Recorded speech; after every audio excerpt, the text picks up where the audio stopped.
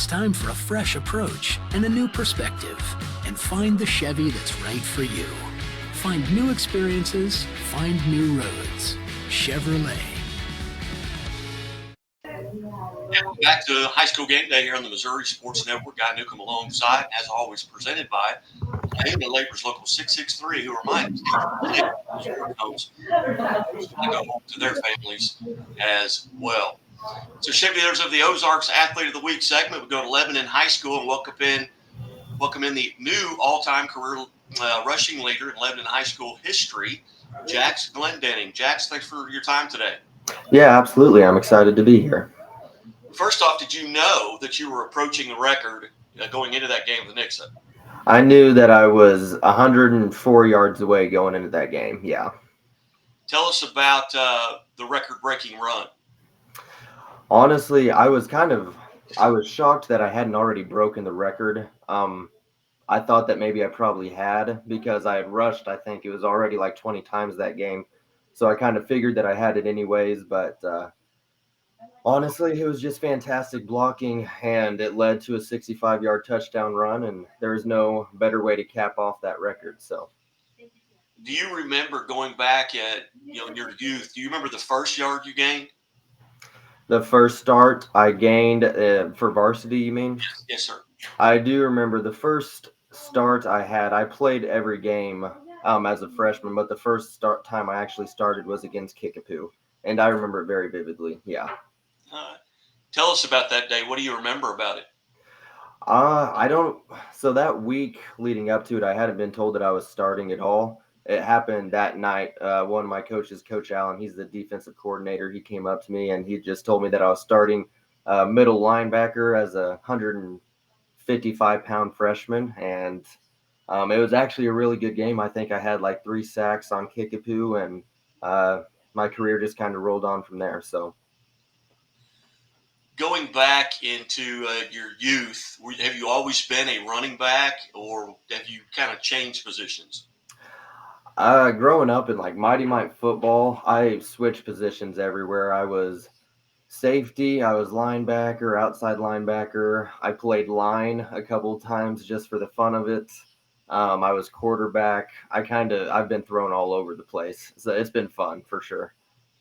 And a long history of running backs coming out of Lebanon since Will Christian has arrived there, and John Barry going back to Brock West as well. Have you had the opportunity to maybe visit with those guys that you kind of passed along the way? Growing up, I was able to talk to them a little bit. Honestly, those guys were idols to me growing up. You know how that goes. Always the little kid on the sideline getting to watch those guys. So I haven't been able to speak to them since I've broken those records, but I've known them my whole life kind of growing up. Yeah. Jax, you're a senior. If you could go back to that Jax Glendenning who was at an 8th grade age, and if you could get in a time machine and go back and give yourself some advice based on what you know now as a senior, what advice would you give yourself? It sounds cliche, but I would just say to believe in yourself.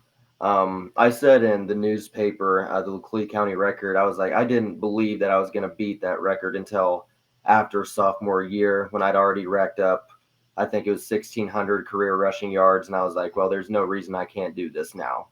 So I would say just to believe in myself, and you've always got people watching you. So even on and off the field, it's important to be a good role model. Yeah. Who was the first one that you heard from after the game, outside of your coaching staff, your teammates? Maybe was it a mom or dad that who did you get that first congratulations from? Maybe in a text or a email or whatever. Yeah, it's always been my family. It's everyone in my family.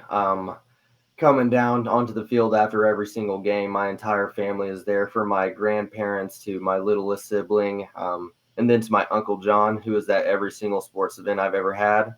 So just always my family. And then obviously the Lebanon community is very supportive. So I've always had people texting me and congratulating me. It helps a lot knowing that you have so many people on your side. So.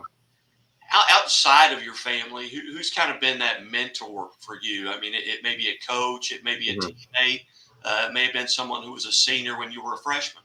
Yeah. I've had so many in my life. It goes all the way back.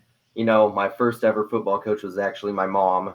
So it goes all the way back to that. But then you go into middle school, and my coach Starnes and Coach Rhodes at Julie Barber. That's where I played in middle school. So I go back to those times. They were great mentors. And then obviously I go to where I am now, and every single coach on the staff has mentored me. And then as well, I would like to say Dre Dokes. He played for Kickapoo back in the day. He was a stud, and he's been one of my running back coaches as well. So he's been a great mentor.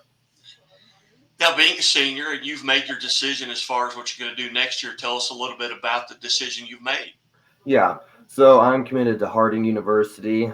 They're the D2 national champions. They're on a 23-game win streak right now. So I was super excited to get that offer from them. And that process kind of started as a freshman.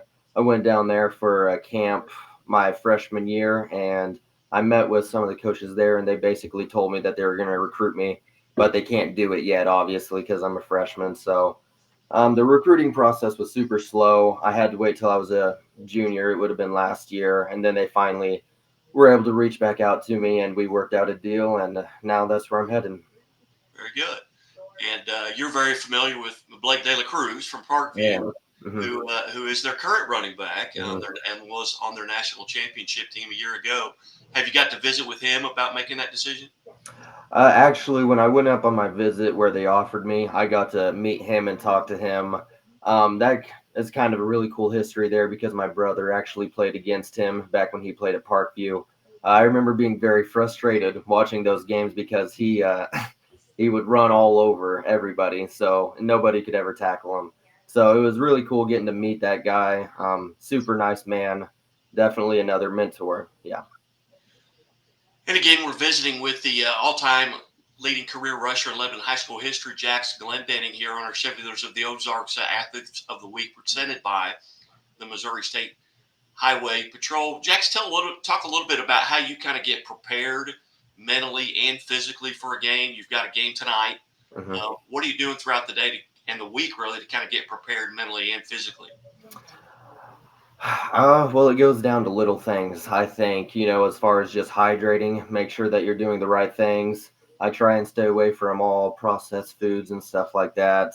Try and stay healthy. But as far as like mentally, I would say that I just kind of lock in. I put in my AirPods throughout the school day and don't really, have much outside connection. Kind of just am in my own headspace. And uh, you know, the more games I play, the less nervous I get to play in them. So I actually just get to go throughout my day like it's any other day. So, Well, outstanding. It's remarkable at a running back position to be able to stay relatively healthy for 4 years, and mhm, that's something. And with your diet and your exercise and things like that, and then maybe a little somebody upstairs watching out for you as well. exactly, exactly. But well, again, Jax, on behalf of Chevrolet and the Missouri State Highway Patrol, congratulations for being part of the Chevrolet Dealers of the Ozarks Athlete of the Week. I appreciate it. Thank you guys for having me. And I have one more question. I'm a mandated reporter. Okay. Missouri State Highway Patrol, do you always wear your seatbelt? I wear my seatbelt every single day. Very good. And you know that the Be Safe, Be Smart, Be Here Tomorrow campaign, you know where it started. I actually don't. It was in the Lebanon High School football parking lot. Really? I Brock West and Mm-hmm. Hayden Brackett Okay. got into my vehicle. I was taking them to lunch, and this is 8, 10 years ago, maybe longer than that. Mm-hmm. And they both put their seatbelts on. Mm-hmm. And I said, "Hey, I appreciate that. Does that come from mom and dad or what?" He goes, "Oh no. If Coach Christian sees you in town and you don't have your seatbelt on, you have to run reminders." Yep. Mm. And so that was it was a cool thing, but I'll never forget that starting right there at Lebanon High School. But Yep. Mm. Jax, congratulations and best of luck as you go forward here. And we'll be watching the rest of the season and in college as well. All righty. Thank you. I appreciate it. Mm. You're watching the Missouri Sports Network at MissouriSportsNetwork.com, where everyone has a home field advantage. And as always, the Missouri State Highway Patrol remind us to take that 3 seconds and buckle up. 3 seconds that could save your life. Be safe, be smart, and be here tomorrow.